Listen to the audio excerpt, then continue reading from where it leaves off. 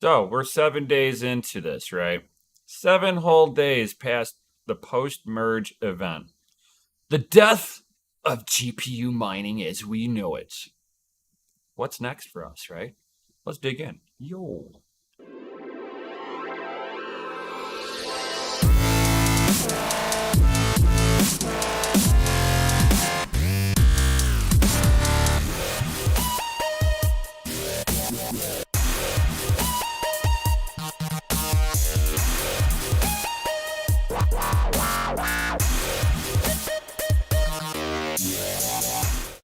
Yo, Crypto Nation and mining family, what's going on, guys? Yo! And like Jason, the Tiger Osborne says, the word of the day is that sweet, busy Bitcoin. Yo, what's up? Yo, what's going on, Crypto Crab? We got Crypto Duco sliding up in here. It's like, ergo, high as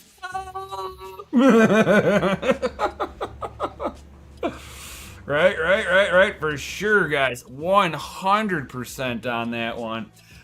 So, as we're waiting for all of you awesome hashers out there to slide on in, I figured we would jump right on into a few other things, guys, before we start talking about the state of crypto. So we'll put a little filter in because we know that I'm streaming a little late. I'm like 30 minutes late, so I do apologize for that, guys. What ended up happening was that me and Mikkel were trying to set up a fiat account for bill payment. You know, one of those things called a bank. So we were dealing with the bank stuff today, getting everything set up for the Family Mine. Family Mine has an official bank account. Yo! So that makes life so much easier for me to be able to move funds around and pay things as simple as electric, which I have to pay. And I got to wait until tomorrow. Hopefully, whenever the thing gets set up tomorrow, I'll be able to transfer funds into there. Mikkel will be able to do his thing over there to pay our electric bill, get all that stuff going. So that will make life so much easier. Because it sucks to try to flow any kind of money through your own personal business account, through your personal bank account for a business. You have this conflict of like funds a little bit. So we're now separating my funds from the business. Finally. So, we got some of that stuff coming in like that. And this will also allow us to be able to take payments from you guys. So we'll be able to take payments directly from you guys through bank accounts. And then we'll be able to take them that crypto payments too. So we're gonna give you guys multiple venues to be able to square up with us. That's always nice. It's always nice. And it also I think that also helps provide some transparency to you guys. We now have a physical bank account, which means that we have to be on the up and up, guys. Yo, it's like. Oh yeah, 100%. Keep that separated, right?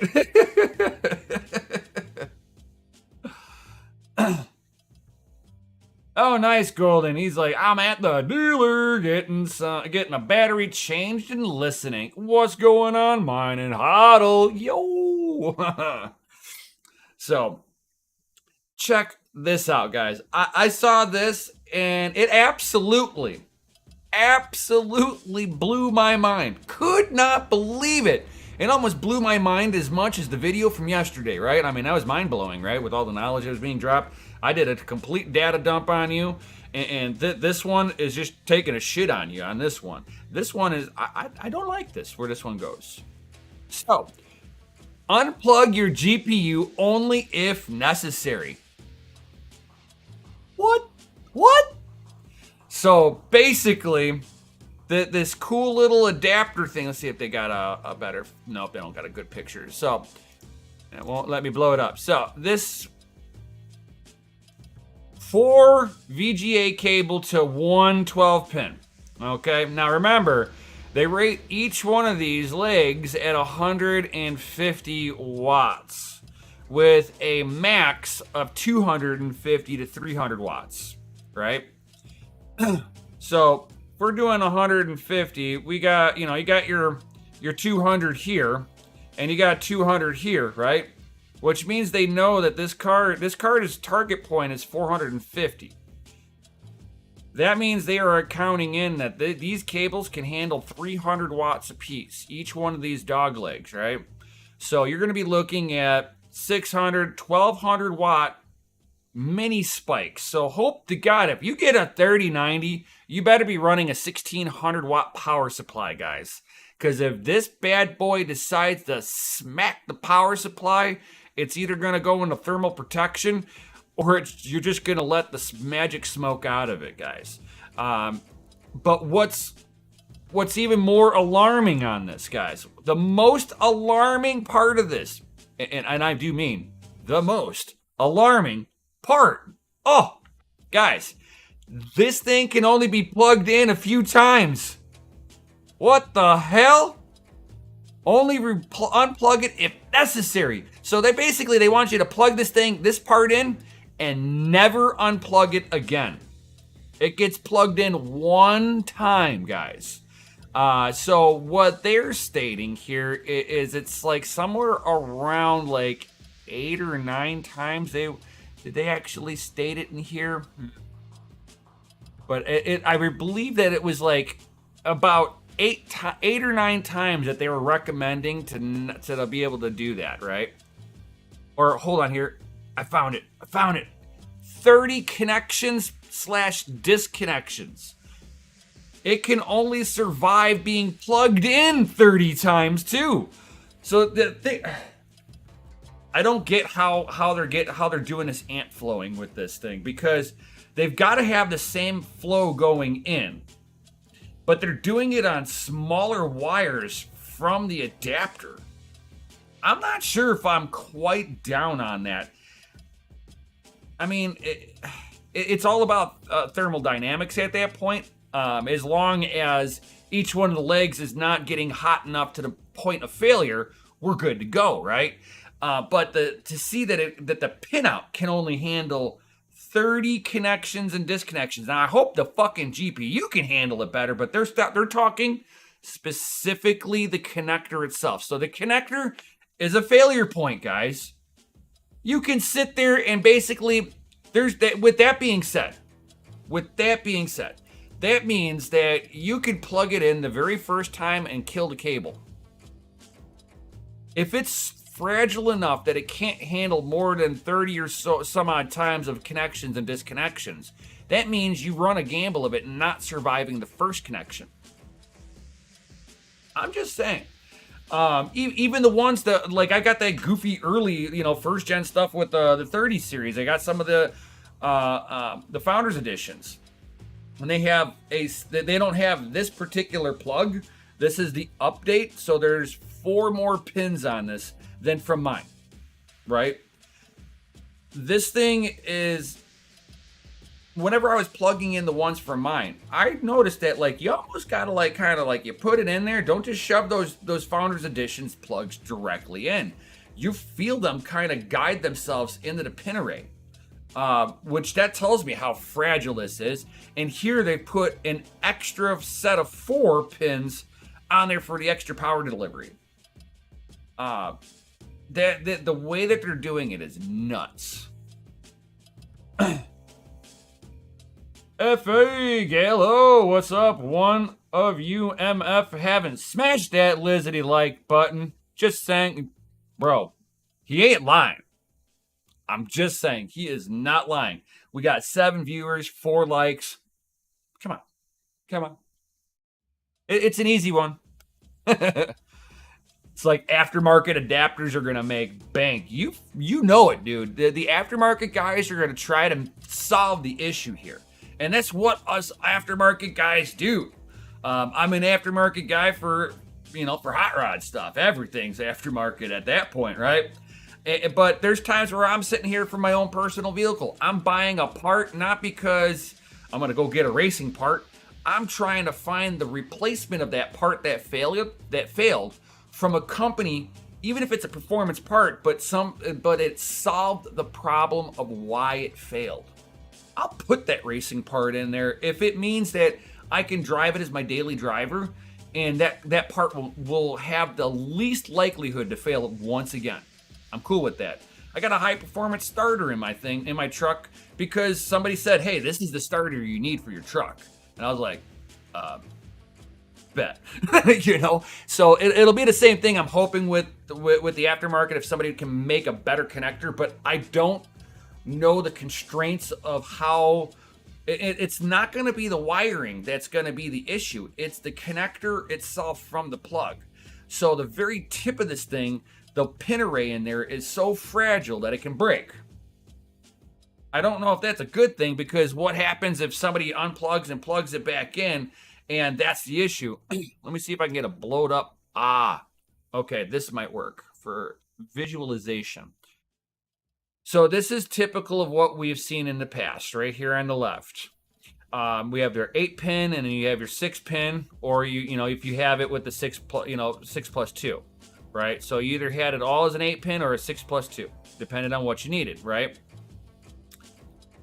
Here we are coming over into this plug over here, and where I think the failure point is it's not these top plugs right here. It's not these top 6.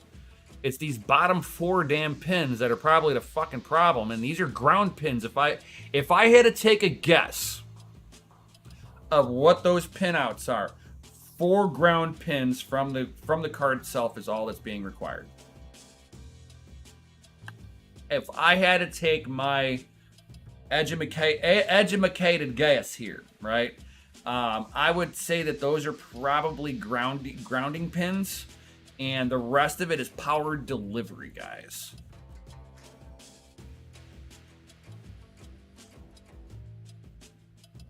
Yeah, exactly, Gallo. Let the gamer... Buddy, it's funny that you say that. I was just talking to somebody that I had met at Micro Center here in the United States. For anybody who's not in the United States here... this is just a big retail place where we can get our computer parts. I think there's like 28, 30 stores scattered through the country, through the United States only. And met this guy, this cool guy at the 3090 launch. And that guy camped at Micro Center for 3 days to make sure he was the first one to grab a 3090 from the store. I was like, bro, that's dedication. So we sat there and chit-chatted for because I was there like 12 hours ahead before that, and I was in 6th place in line and got nothing because they only had 2 3090s that came to our store. I was like, oh, that's bogus. So, but anywho, met this guy over there. But we were just talking about this over the last couple of days through YouTube chat, right? And he's like, I'm gonna go. He's like, I'm gonna be waiting. I'm gonna go camp for the 4090 launch. And I'm like, bro. He's trying to see if I'll come out there with them again, because it's nice to be out there with people who are like-minded gamers. And he kind of gave me the little nudge. Oh, you probably don't like us gamers. I'm like, bro. If I hate gamers, I hate myself then. It's like that. That's how I look at it. I'm a gamer first. And it's like I'm a gamer first, hasher second. This my GPU doesn't hash whenever I'm gaming or I'm fucking, I'm at home messing around on my computer. I'm not doing that. But I'll sit there, and when I'm not using it, I'll put it to work. Gamers usually hate us because they're being told that we're the ones that are causing the shortages, when that wasn't really true. But I digress on that one. Campers, yeah. Hey, what up, Crypto Paper Road? What up, and Integra guy? Yo. Lazy gamers, no hash. Yeah, exactly. It's like, bro, you can make your computer pay for itself. Even if you sit there and don't only mind when you go to sleep with it. It's like some people just don't get it. My baby brother doesn't get it. My middle-aged brother, my middle brother, he's cool about it, and eventually he'll be working for me at the Family Mine. Yo, that'll be awesome. But getting back on topic here with the little pinouts, though, I think that these 4 grounding pins are so fragile because like they didn't have this warning on the first generation of these weird plugs. Now, if this becomes a issue long term, I see them dropping this power standard off. So there's going to be 2 variations of this new plug. You'll have a 450 watt and a 600 watt. The 600 watt, I will guarantee you, will be the 4-pin out one, and that one should be able to handle the full 1200 watts. I think when they like if they know they're having a power hog on there, they're going to put 2 of these on there. So be prepared to see upwards of needing 4 power pinouts in order to power up a graphics card, and needing 2 power adapters that you can only plug in and unplug 30 times. And like you almost want to put a little counter on there, like a little notch. Beep. This way you remember every time you unplugged it. I mean, for most people, you're going to plug it, and that'll be the last time you ever touch it again. I have seen the horrors of people that were smokers and stuff like that around their gaming PC, and they never opened that. And it was nasty. And I'm like, you don't deserve a computer. But you can pay me to get it back up and running. But I'm just contesting that you don't deserve a computer. But those are different things, right? So be careful if you're getting these new overpriced,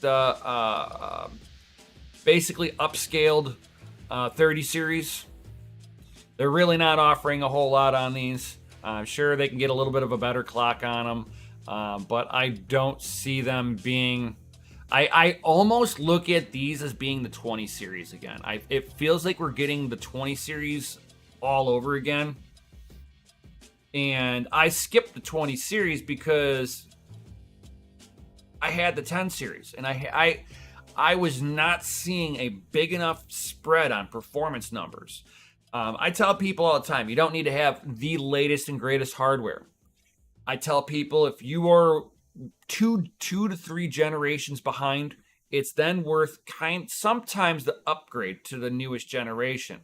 But if you get to 4 generations, you will see a night and day difference in your performance of video coming off of your screen. Now, but then you're still limited on what monitor you have. So you can have the best GPU and have a shitty monitor and never notice a difference. Everybody's like, oh yeah, I bought this extra one, and I'm like, oh god, it sucks. I could have just stayed with my cheapo, 1060 Ti. So kind of I'm interested in playing around with these newer GPUs, but I'm not wanting to do it at exorbitant prices, so I'll wait until I start seeing them scatter out onto the secondhand market used in a year probably, and if they come out with a 50 series, I might go after those.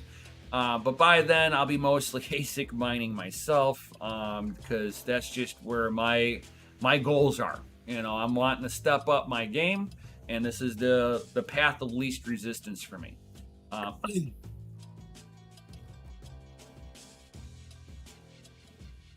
But yeah, ZSP. Yeah, we are screwed a little bit when it comes down to the tech that's coming out. It feels like Nvidia is just doing like a money grab and going, we produce something that's like a pinch better. It's better than the last generation, so you want this. They'll get the suckers to come over, or maybe, what I think is what's going to happen is you're going to see all these people who've been sitting on the sidelines waiting for a GPU, and they're going to see this influx of GPUs on eBay, right? And they are going to, you're going to see them buy all of those first. Nobody's going to want to sit there and buy this 40 series. I hope this screws Nvidia over so badly. It teaches them a lesson with their ego here. but we'll have to see. I'm hoping that with the mining collapse on itself, waiting to shake out a lot of miners here soon. Week 1, we're not there yet. End of the month, I think we'll start seeing a plethora of GPUs starting to hit the secondhand market. That's when you're in the midst of the mining bear market. We've just begun. You see, what we've just done is we just hit that first initial bottom out. Now we've bottomed out. Now we've got to slowly crawl out of that hole, right? That's going to take a hot minute. And that's where I was saying it's going to take at least a couple of months, guys, before we see anything that we can call profits again. But going on to other things, you guys know I am a AMD CPU fan, and do I have here? Oh yeah. Oh, check this out, guys. So, I told you guys that I was buying a new CPU. It finally came in. I've got a new AMD Threadripper 1950X.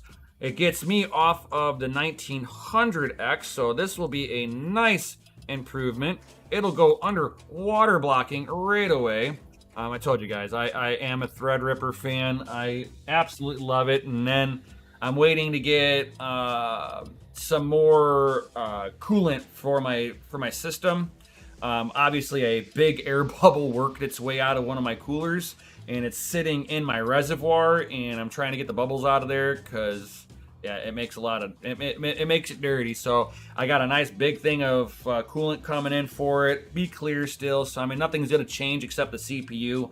I won't video it or anything. I'm just gonna swap it out real quick. I don't think it's anything that it's like I take a cooler off, slide in a new CPU. Fire it back up. Nothing changes other than I have better performance now.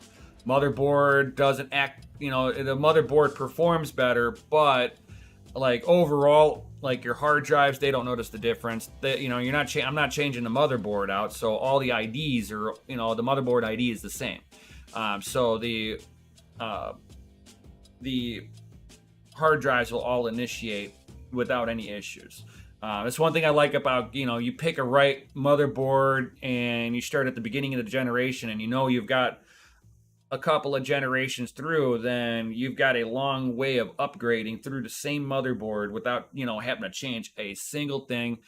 That's the reuse and repurpose thing. And then when I take the CPU out, bro, I got Jay that I had on yesterday. He's going to buy it off of me. So that helps me out. I now got my CPU that I've got double the performance. I'm going to get that for half the price because I'm going to sell him my old CPU. It works. It's a win-win for everyone on this one. ZSP, great CPU. You know it. Heck yeah, mine and HODL deals, dude. Deals on deals. So, I mean, that's what I like about, being able to shuffle stuff. I am a barter trader. I love doing barter trade. Hey, you got something I need? What can I do for you? It's like, oh, you need something welded up? I got you, homie. But yeah, it's all about, kind of wheeling and dealing, trying to maximize what you're doing. And I've had this 1900X for a couple of years now, and this 1900X, I have zero issues with it. Zero issues. I just want a little bit better performance with my peripherals, and the 1900X gives me more data lanes coming into the CPU, which means that I have less less overhead with the PCIe. So more communication. I can hook up more USB stuff in there. That's really what it's all about. Gallo, kiss stealing, wheeling and dealing. Limousine Ryan, Jeff flying, and son of a gun. Yo, woohoo! That's what's up, Gallo.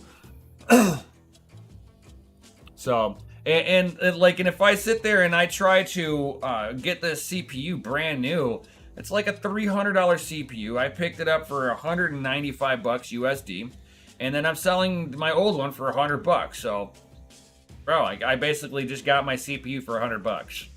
I can't go wrong. So I love doing wheeling and dealing and stuff like that. It is awesome. But talking about AMD CPUs, guys, yo. So AMD Ryzen 9 7950X, bro. Up to 5.7 gigahertz on boost, 80 megabytes of L2, L3 cache, 170 watt TDP, 16 cores, 32 threads. This thing will basically perform just as good as the Threadripper I just got. Lot newer, smaller package, awesome stuff. I just, mine is just more of an enthusiast grade, so I've got more RAM allocation that I can put into it. So I've got 64 gigabytes, 8 slots of RAM. So I got quad channel RAM. So I get a different performance workload. Mine's more for a workload where the 7950X is going to be basically for your everyday user. Where my Threadripper will allow me to do rendering and stuff like that, which that's my video editing, guys. So anytime that you've see me post a video with me 3D printing, I'll 3D print something up, and I usually, have a little camera on there, and I do time lapse on it. And whenever I'm editing all the time lapse footage and everything, this thing, I just put it right into the core. I can render 4K in a couple of hours. If I'm 1080p or 1440p, I'm like under 30 minutes rendering a half an hour to an hour video. So it can't be that bad. For something like this, I would say being a little bit newer, some of the L3, the L2, L3 caches are a little bit faster. It should be a little bit faster than my CPU both of them that I have right now. But I'm not unhappy about it. When it comes down to it, it's just the motherboard I have, and I'm not buying a new motherboard when this one works perfectly fine, and I have plenty of upgrade room. I still got 2nd gen Threadripper I haven't touched. I'm waiting for the 2950 WX to finally drop into a range where I'm willing to buy it. For over $1,000 new, I'm not even playing. Homie, don't play that.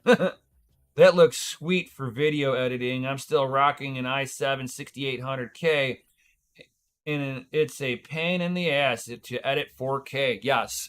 You would benefit a lot for switching over to the 79 to the 7000 or even the 6000 series Ryzen's, right? You would benefit so much better getting like the 6800K. I haven't used their Intel in so long. I don't want to just come off like I'm gonna dog on Intel, so I will be very nice about it. Without ever utilizing their stuff and seeing how their encoder works, I really can't say how optimized they are with it. But on the Threadripper platform, holy cow! The Threadripper with even at 8 cores probably will perform a little bit better than what you've got. But this is what AMD has tried to strive for, was multi-core performance with heavy workloads. Where Intel was the way that it was explained to me, I could be wrong. The way that it was explained to me was that Intel was really good with single core performance and in a little bit of multitasking. Its multitasking was not really the best performance. I know that they've come a long ways from where I started whenever I was like getting my first computer put together and things that I started utilizing it for. So with that being said, I won't talk shit about the Intel lineup. I know a lot of people that do utilize Intel for editing and stuff like that. But I have been watching a lot of them over time switching over to the AMD platform, just because of how much better it works with, like, take for instance, DaVinci Resolve. That's the software that I utilize, is DaVinci Resolve. DaVinci Resolve works better with AMD, hands down. So, and to me, that's like one of the best editing softwares out there. So, I would be interested to see maybe down the line, I will get a new motherboard and grab one of these newer CPU chipsets and see how the encoder really works. Is it worth for me to come off of my my Threadripper platform to come over to here? I know that they've come a long way from back in the day when the Threadripper lineup came out, and that was the Enthusiast line. I would like to see one of the. If I had the chance to be able to pit any of these together, I certainly would, to do a heads-up test on it from this versus, my computer versus setting up one of these. But I'm not made of money, guys. Sorry, I can't buy everything. I got to worry about the facility first. If Intel or AMD would like to sponsor me on this, I would not say no.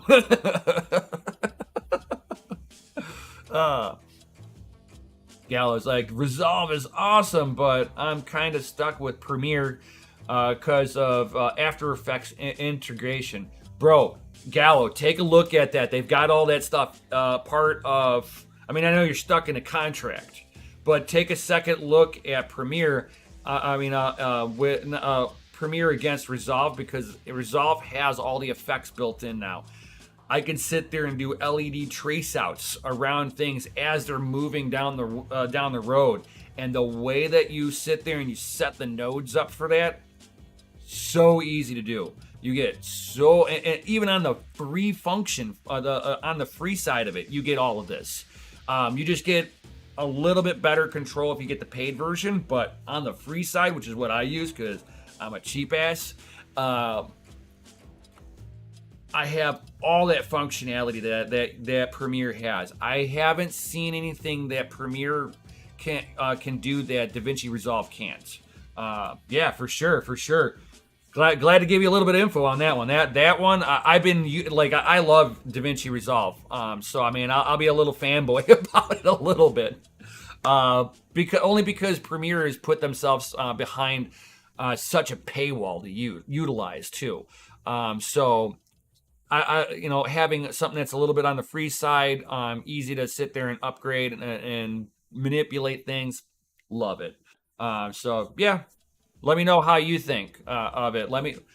Seriously, Gallo, let me know how you think it puts up, like, do a small little edit in DaVinci Resolve and see if you like the workflow. I mean, it's a little, the lay of the land is going to be a lot different.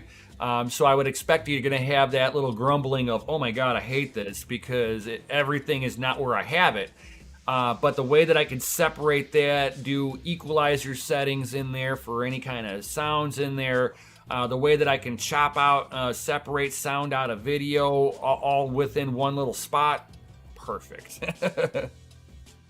Yeah, I know, right? Subscription software sucks.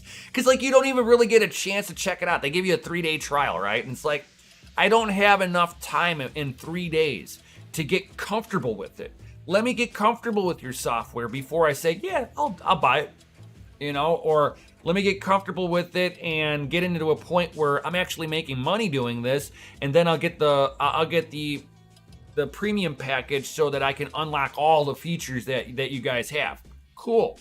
I'm cool with that too, but whatever. Or even have it where you can just have like a little small subscription, little pay in there that, I need this particular function. I don't need everything else. But yeah, that's a whole different thing. And we now have Pat Gelsinger holding on to the A770.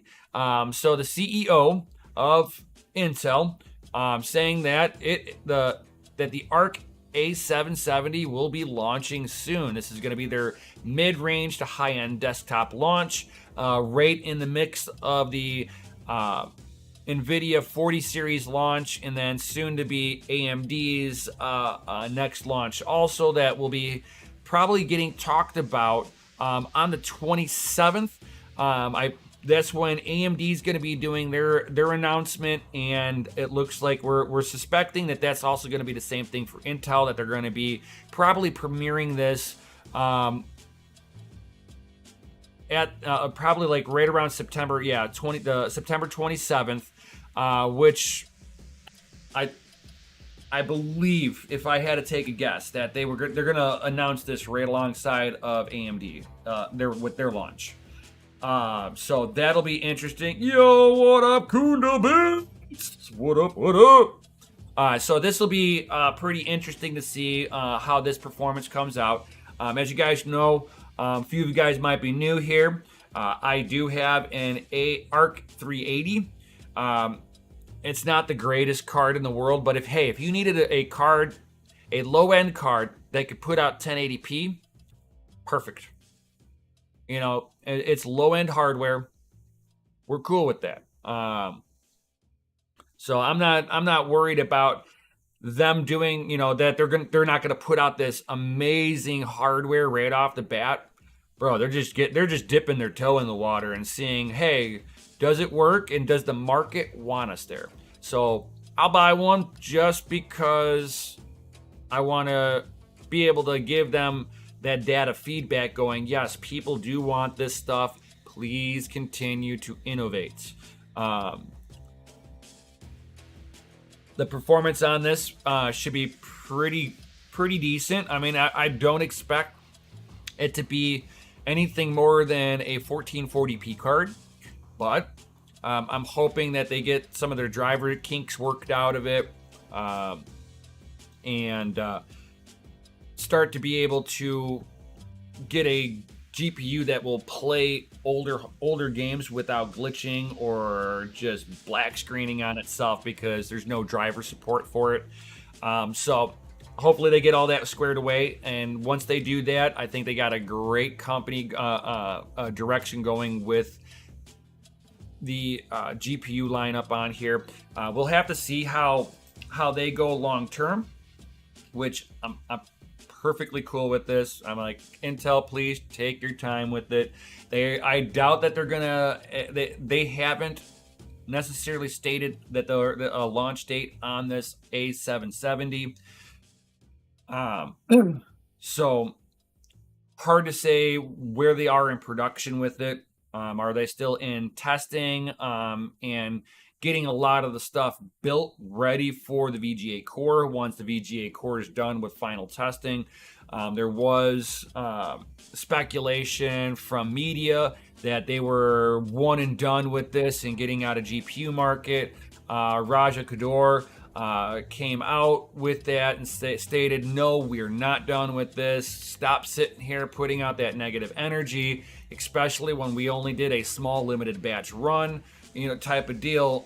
So give these guys a little bit, give them guys some room to breathe and work. They haven't done a discrete graphics card in over 20 years. I'm going to give them a pass on this first and second batch, guys. You will not hear me be critical. I will tell them where I think they can improve, but it is more of, hey, if any of this information that I find comes back to them, I hope it comes back to them and they go, these are areas where we can improve.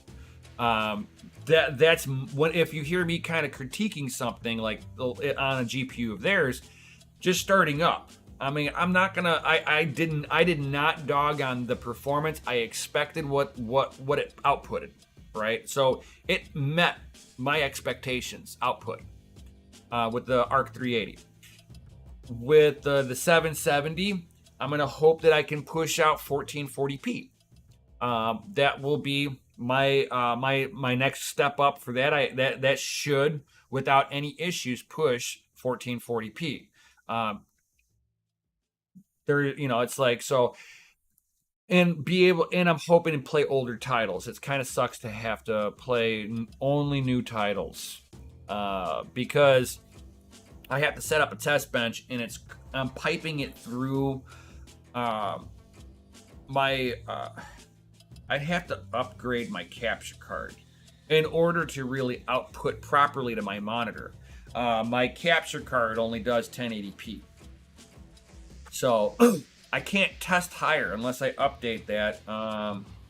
And I could do that. That could be my next thing that I DCA into, is updating my video card so I can actually get like a 4K output.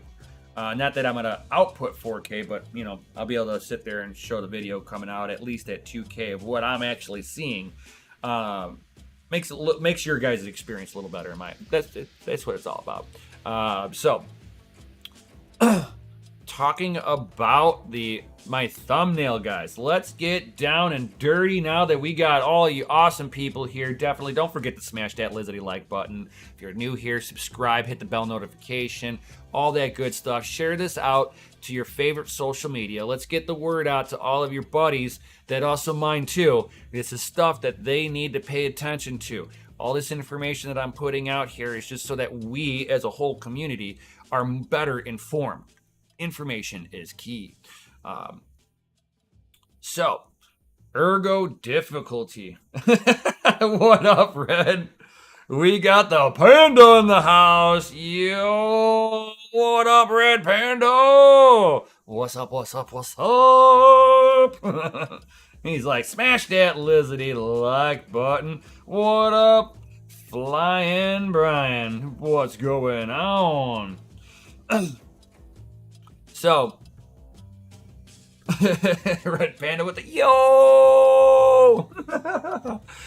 So, if we sit here and we look at, me, Red Panda, and all, Serpent, Bitch Be Trippin', Son of a Tech, we all got on to the mining roundtable that last weekend, and we were talking, the other weekend, and we were talking about what are we going to do moving forward with ETH moving to proof of stake. And a lot of us started talking about Flux, Ergo, right?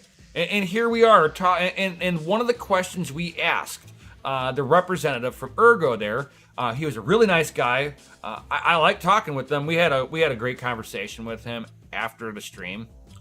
Cool guy. It's like I got no hard feelings to him or anything like that. I don't know if this was an unexpected error, but this is definitely an error for sure, guys. So you can see right at that moment that Ergo became higher in difficulty, and it happened like instantaneously. It's like with happened to Ergo difficulty. Holy! It's like, what the hell happened? Yeah. It's like, please stop jinxing it. And let's make meme coins great again. Yeah. It's like, mine that meow coin, guys. Mine meow.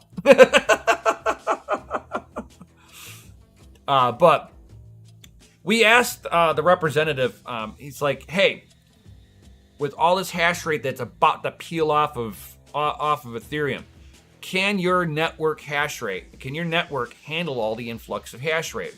And the guy was like, it should. If it's been coded properly, the function of this should happen as normal, right? There should be no issues with this.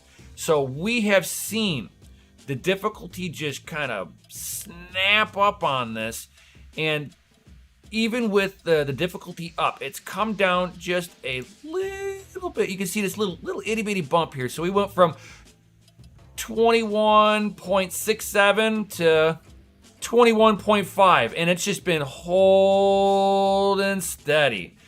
And a lot of hash rate has peeled off. Guys, I'm not even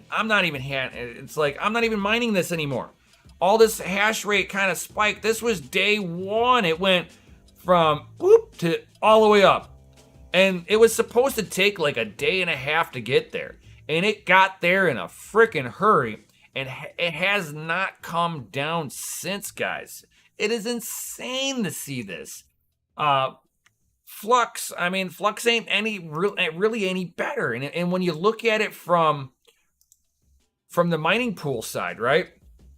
So this is mining pool stats .stream on the Ergo. So we can see that 7 days ago, we had this huge influx. We were at, where is this? We were at 212.21 terahash. And since then, we've come down to almost where we started from before the hash rate migration. So we have come down way down off of hash rate. So technically, the difficulty should be coming down too. And for whatever reason, Ergo has not readjusted to come back down. It was like the adjustment was a one-way trip up. And now nobody's going to be profitable on here ever again because the difficulty is that of a network that has 4 times the hash rate.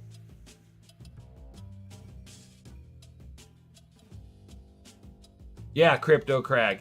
The Ergo team is basically like, deal with it or submit the proposal with the technical details on how to fix it. They're like, I don't know how to fix this. You fix it. Basically, that's the mentality that kills a project off like that.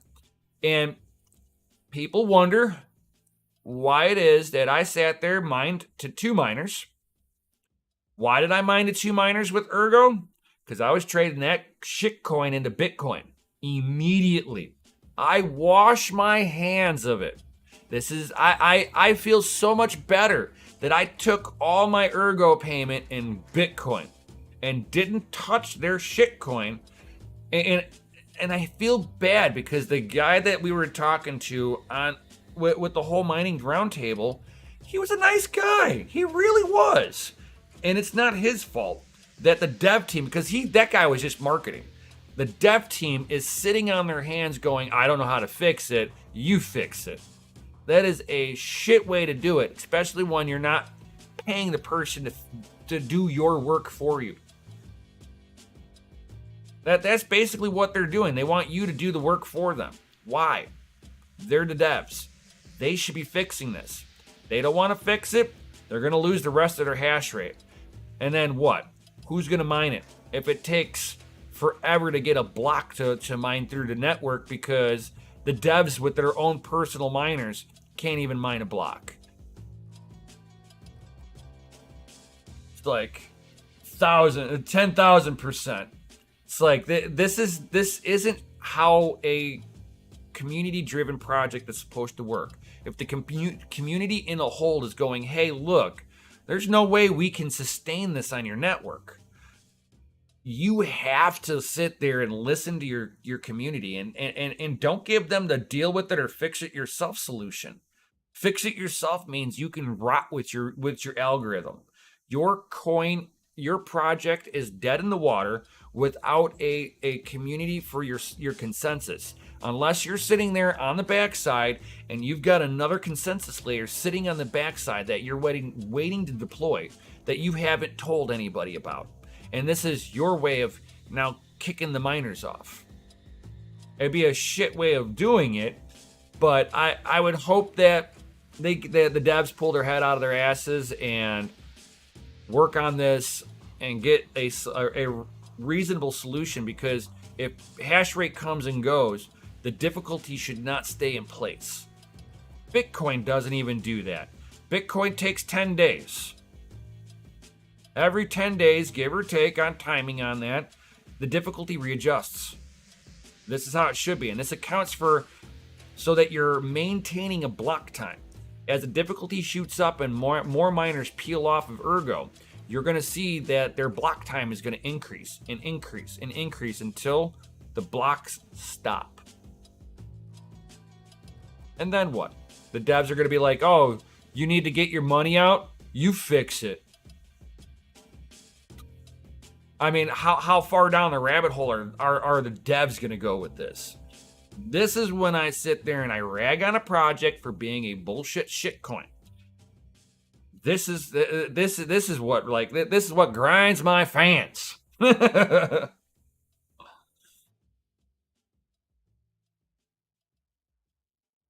Like, we need a mine huddle. We need a trading view chart software for miners that show difficulty, hash rate prices, and other indicators.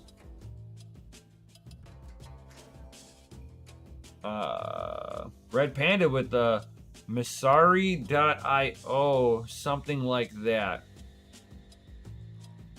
I think I've heard of that.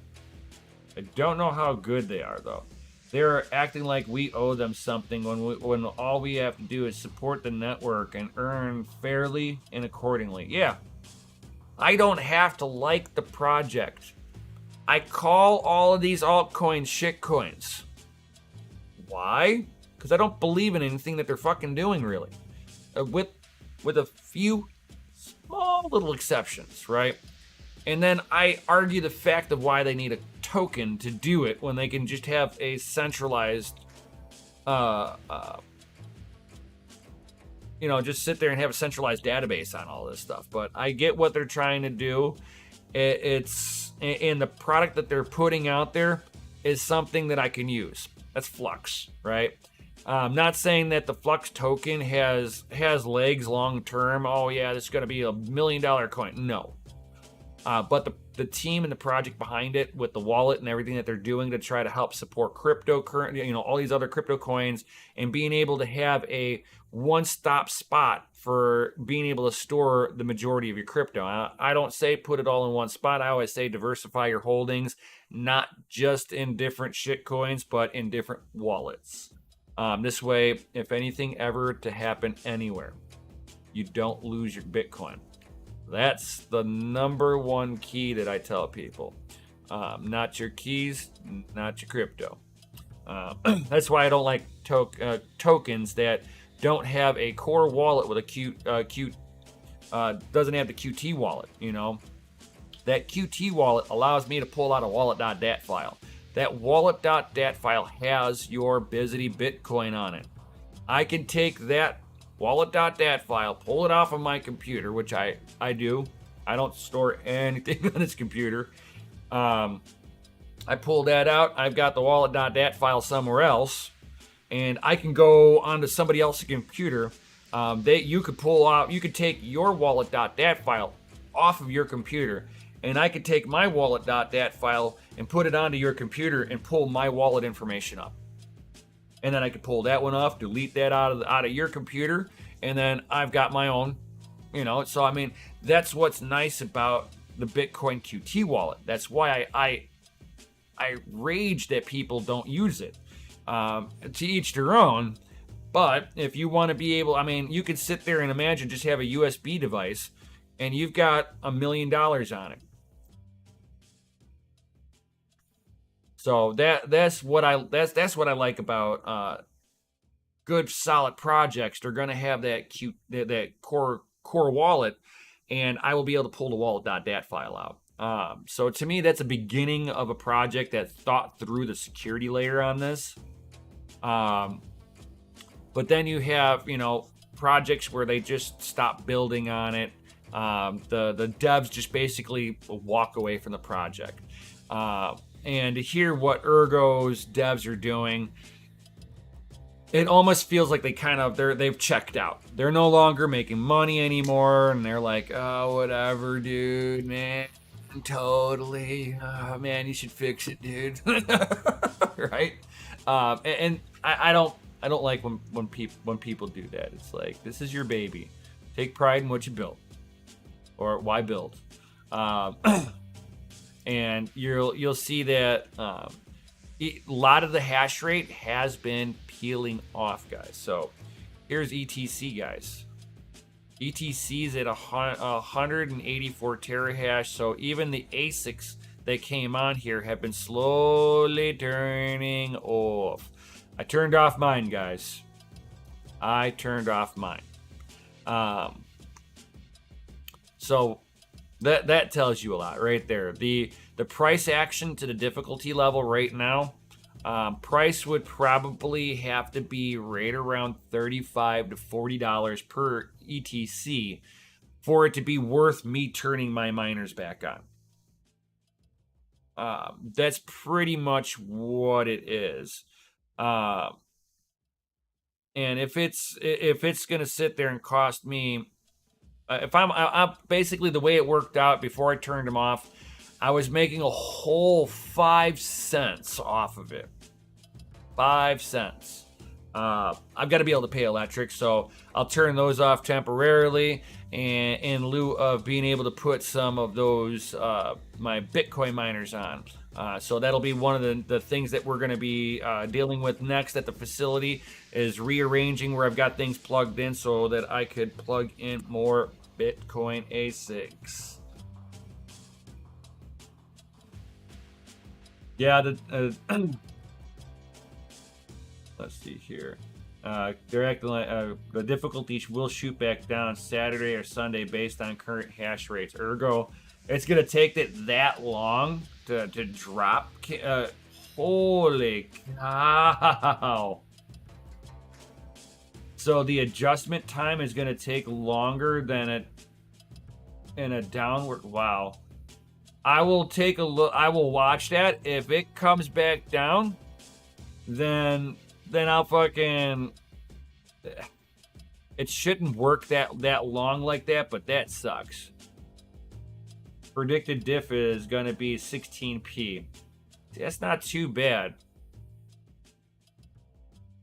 That is not too bad, but still not profitable at the current pricings.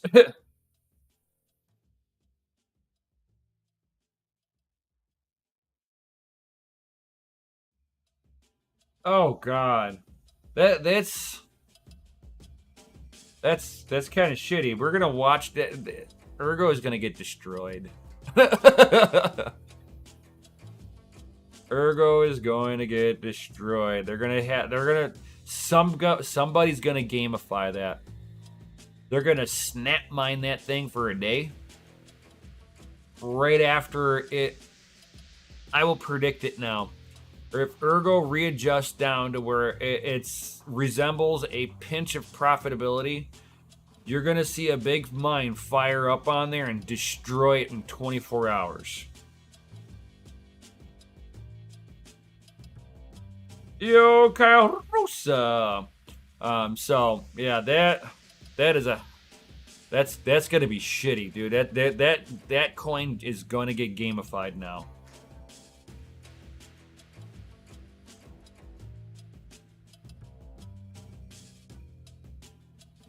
They'll have to spend to get PR on Twitter bots. Yeah, exactly, Kunda Bits.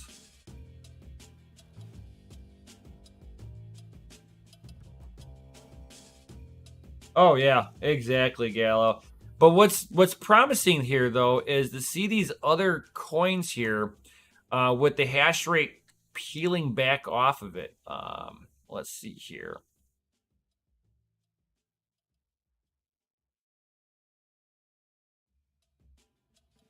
You see, Flux really hasn't come down. It shot up and Flux has stayed there.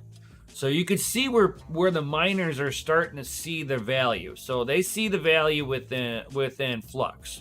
So I don't think this one will come down.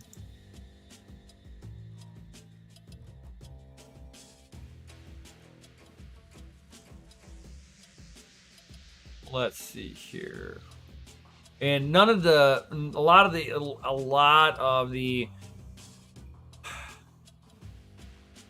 ASICs have not been affected, like Bitcoin. The only thing that affects Bitcoin is price of Bitcoin, right? So with us just being in a bear market, that's the only thing affecting them.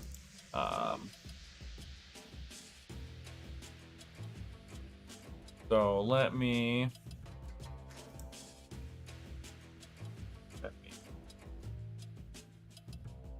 take a look at that Raven coin. So Raven coin's hash rate's been peeling off. So that's a good sign. So we're seeing we should have with a lot of the hash rate coming around on these other coins, we should be in that point where basically so much extracted value came out of the market right now. Nobody's going to be profitable. This is my prediction. I don't think profitability is going to come back until we start into another bullish trend, whether it's a little mini alt like an altcoin market pump, or Bitcoin goes on another tear for a little bit. Even if Bitcoin shoots up to 26,000 per Bitcoin, I think that's enough of a pull up that will allow all of us to become GPU profitable again.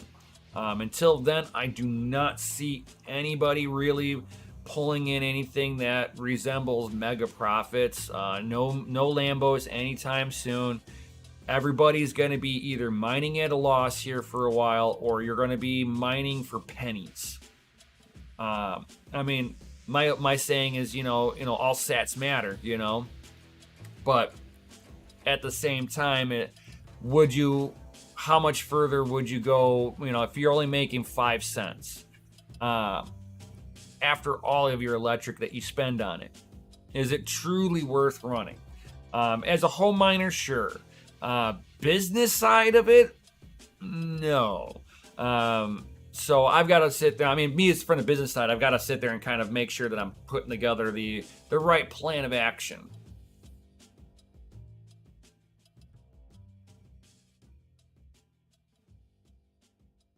Note hash rate on that RPM kitty coin, and check again tomorrow. Will be fun to see how many he draws over. Yeah. Meow coin is his little hit over there. He loves that little meow coin.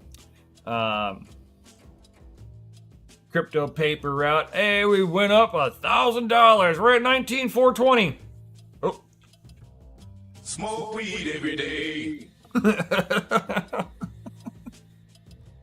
Like, didn't spike today. No. I don't see us spiking anytime soon, really.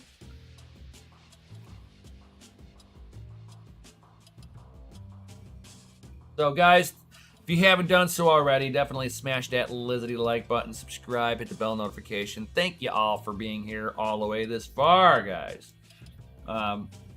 This is pretty much part of the show where if you guys ask any kind of comments or questions you got now, definitely ask away. Anything, it's like, is there any coins that you'd like me to go over? I think I'm going to start up a little segment of where I'm going to basically do like a 10-minute breakdown real quick. I'll try to figure out categories of what I'm going to put everything into, and I'm going to go break down all the proof of work coins out there. Right? That's a plethora of content right there. We'll start off with some of your top coins. We'll start off with your top contenders. You get my true thoughts on things. We'll start going into the speculation market of why you should or should not, why you can play around and gamble or stay the hell away from it. You're gonna waste your money, right? Try to get you guys some safe knowledge out there. There is a lot of proof of work coins out there, a lot. So I'm not sure how much of the list I'm gonna go through, because man, there are dead projects that are on that list still. Because like even Bitcoin Private's on there. That was like the very first coin that I actually mined in 2018, and the chain's dead. There hasn't been anything done on that chain since 2018, guys. There's like some wash trading on the network and some obscure fucking exchange, right? So, and it's all wash trading by bots. You watch it just kind of pump and dump now. It's a shit coin. Did it make me money? Oh yeah, I did good on that coin for a while. I was profitable on that coin when nobody else, where I was hearing everybody else complaining that there was no more profitability. Mining was dead. Bitcoin, we're in another Bitcoin bear market. So it's not always about trying to be the most fiat profitable. It's what's going to make you the most Bitcoin. So stop mining for dollars. If I can give you guys one piece of advice, don't mine for dollars. Dollars are not a good indication of how profitable you are while mining. Put it into Bitcoin terms. The more Bitcoin you start earning, the more you're going to make on the other side. That's kind of some of the reasons why, even with Ergo, I mine straight into Bitcoin. I don't know enough about the project to care. And it's, I know it sounds cold and callous. I don't know the community really. I've been on the loop on them. I know of Ergo. I've known of them for a long time. But it just never came across as, oh yeah, I want to mine this. Let me, because like at the time I was, I had other things that I was mining that was way more profitable. And that's in the context of Bitcoin, way more profitable on other coins.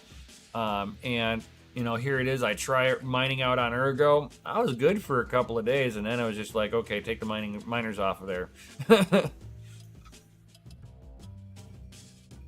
Budweiser, Crypto Crag missed the notification. Stack those sats. Yeah, all sats matter. All sats matter. Hashtag make mining great again. So I'll definitely start like doing a little bit of breakdowns on some of these coins. It's like I think if people understand where the true value is, I think they'll start. You guys will understand why my viewpoint is these are shit coins, and I don't expect any of these coins to make it a year or two. Since 2018, I have watched the entire gambit of the top 20 coins change. The only one that has never moved from its position is that Bizzity Bitcoin. I've been burned on other projects. I've lost money here and there with other projects, and going through a second bear market now is kind of like hardening me into being a Bitcoin maximalist. And that's some of the reasons why I'm going to be, with the facility side. Now at home, it makes more sense to be a GPU miner. In the facility, it makes more sense for me to be an ASIC miner for density in the facility. And then with the density in the facility for what I need to do, I take up less room. I got a lot more room in there, and then that's where you guys can come in. I'm not going to need to run it. It's like the machinery for Bitcoin costs a lot of money. So I got a dollar cost average into that stuff. DCA. But it's like if you're going to be a at-home miner and you want to be a GPU miner, you've got to sit there and figure out where you're going to position yourself. So you got to know what project's going to position yourself in the right position coming out of a bear market. 2, you need to make sure that you're mining with the best possible electric rates at all, period, right? And at the family mine, we'll be able to offer you that. This is something that me and Mikkel here are trying to set stuff up for all of you awesome people. If you'd like to sit there and hash with us, we'll definitely have room for your GPU rigs. We got server cases, all of this stuff for you guys to either purchase or rent from us while you're mining at the facility, guys. You got me to be able to do on-site repairs. You got me and Mikkel to be able to do cleaning. It'll be mostly Mikkel with the cleaning end of it until I'm able to move down there closer to the facility. This way it's not falling all onto my home dog's back over there. So it's like that, and that's some of the reasons why we want to pull everybody together. Is I think me and Mikkel can offer you guys a way to be able to keep your rigs on, at between 8 and 9 cents a kilowatt hour, all effective. I think that's going to be the best way that you guys can become profitable. Even if you are paying 6 cents a kilowatt hour for power, after the line fees from the electric company and everything else, you're truly right around that 12 cents per kilowatt hour. It's usually doubled. If you're paying 6 cents per kilowatt hour, you're going to get charged another 6 cents per kilowatt hour for all the other fees. It could be more or less, but it's on average, it's like right around that area. So it's all about trying to get you guys more efficient. Maybe if you guys are wanting to move on mining forward, you're not going to be grabbing RX 580s. you're not going to be grabbing 1070s, 1070 Ti's. You might not be utilizing your 1060 Ti's anymore, right? No more 1660 Ti's. These are not efficient enough for what they do. So maybe now moving forward, you're going to be going for AMD because the efficacy on there for the power rate on it is amazing. So whenever you're looking at it, it's like you want to make sure that you have a card that's going to be the cheapest card, best performance, lowest wattage. And we're probably not going to see that with NVIDIA. But we'll see that with AMD. So AMD might become the GPU mining choice king once again. Back when Litecoin used to be able to be GPU mined, AMD cards were king, guys. Absolute thrashers. I think that I believe that AMD might be coming back into the limelight for that, guys, because we're talking best prices, good performance, low wattage on most algorithms. Oh, I love them.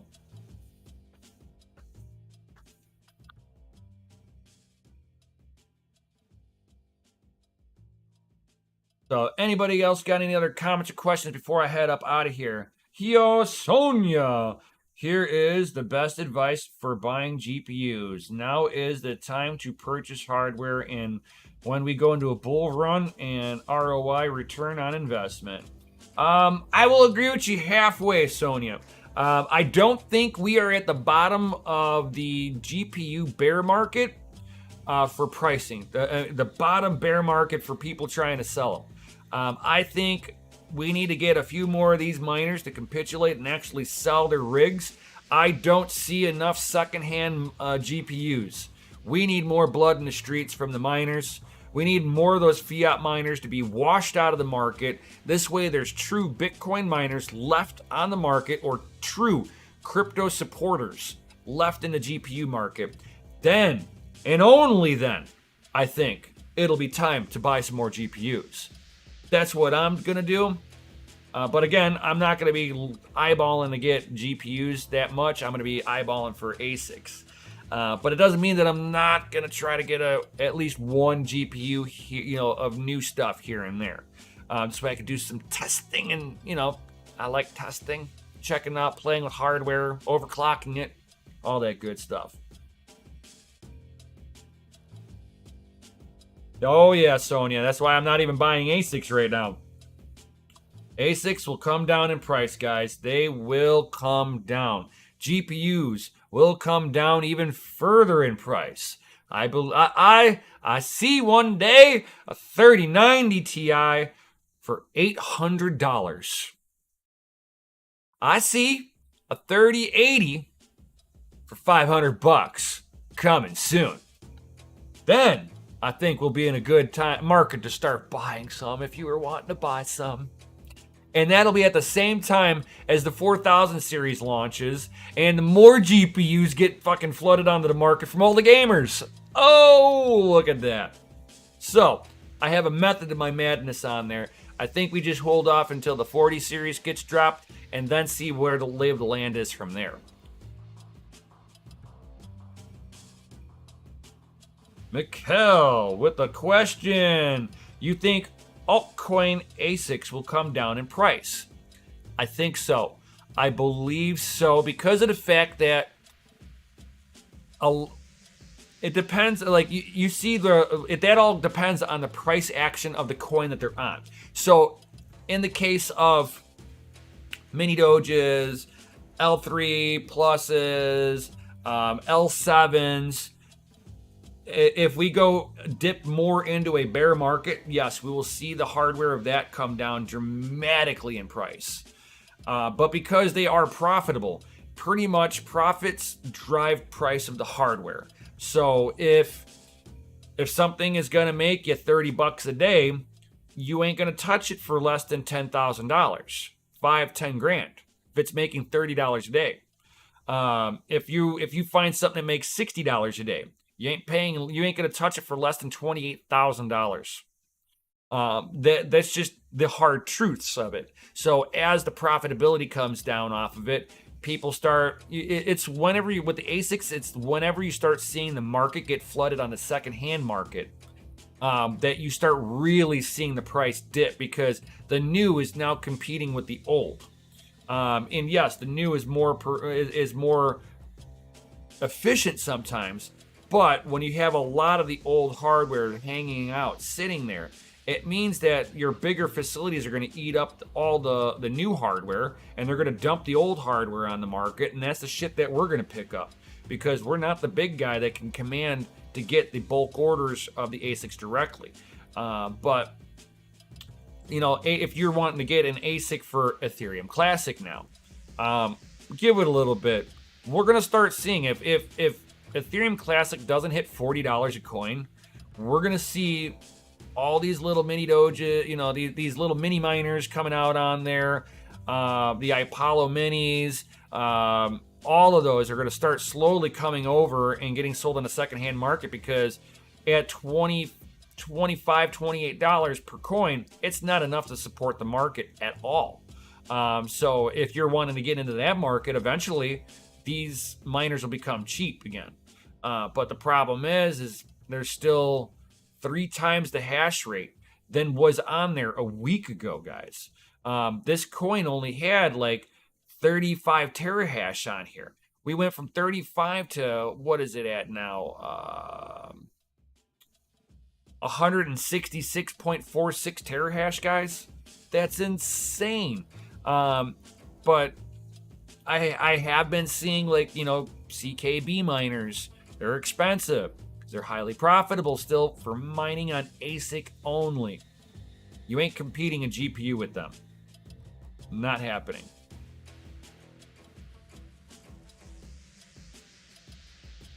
Like Mikkel is like, I want a CKB ASIC, Red Panda. Yell your people for me. Oh, Panda, dude, man. I would love to get my hands on an S19 Hydro. I would run an S19 Hydro here at my house. Yeah.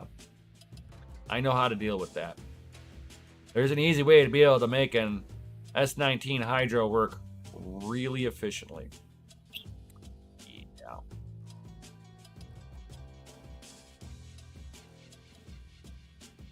So, if you don't want to deal with the S19, send it my way. I'll do the review on it.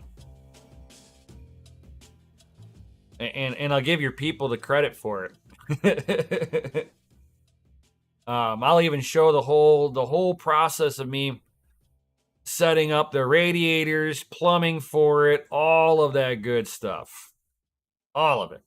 Measuring everything out, ordering up the parts, what you're going to need just to run one. The reason why I don't mind running one is that I have a 30 amp circuit untouched right now.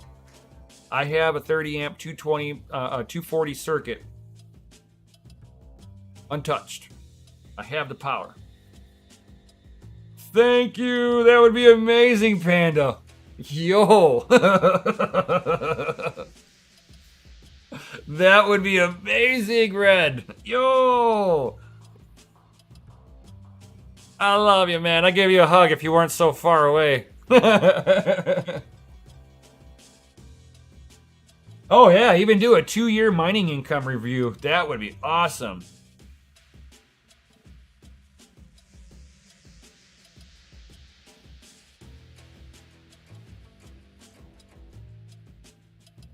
And then Red just needs to do a video to go live a little bit before I go live. Then whenever I do the S19 review, and you push all your viewers over onto my channel as I go live, doing all the review sessions for it. This way, the company is also benefiting from your viewers. Yo. And then an ASIC guy gets to play with it and you get the ASIC guy's perspective on it, where I will take this fucker apart. I have been dying to see the inside of one of these things. It's like, hell yeah. I'm just thinking outside the box on that one. I'm just thinking outside the box. It's worth always asking, because what's the worst thing that they could say? No. Then then my situation hasn't changed, so it doesn't bother me. It'd be cool, but yeah. But all right, guys, it has been over an hour for me, so I'm gonna head up out of here. We just got sidetracked and all that. It's like my cheap arse could only afford a compact USB miner. Oh yeah, those USB miners, those things were awesome back in the day.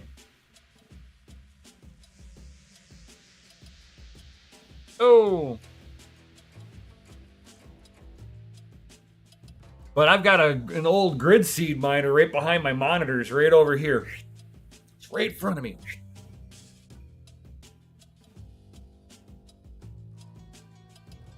So, all right, guys, I'm going to head up out of here. Thank you all for being here. Again, smash that Lizzie like button, subscribe, hit the bell notification, all that good stuff. If you're new here and haven't done so already, check out the links down below, guys.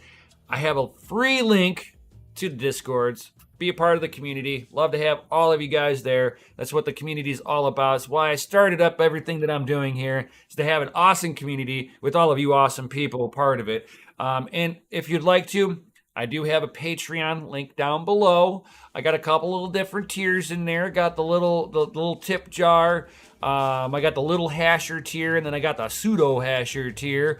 Pseudo hasher tier gets your VIP access to the family mine with an extra perk that you only find out when you're actually in the Patreon at that tier level. You'll find out the perk at that time. Be the second person to be in the Patreon, guys. Yo! Because Kundabits is first, because Kundabits is awesome! And with that being said, peace out, and of course, stay savage. Yo! Whoop whoop.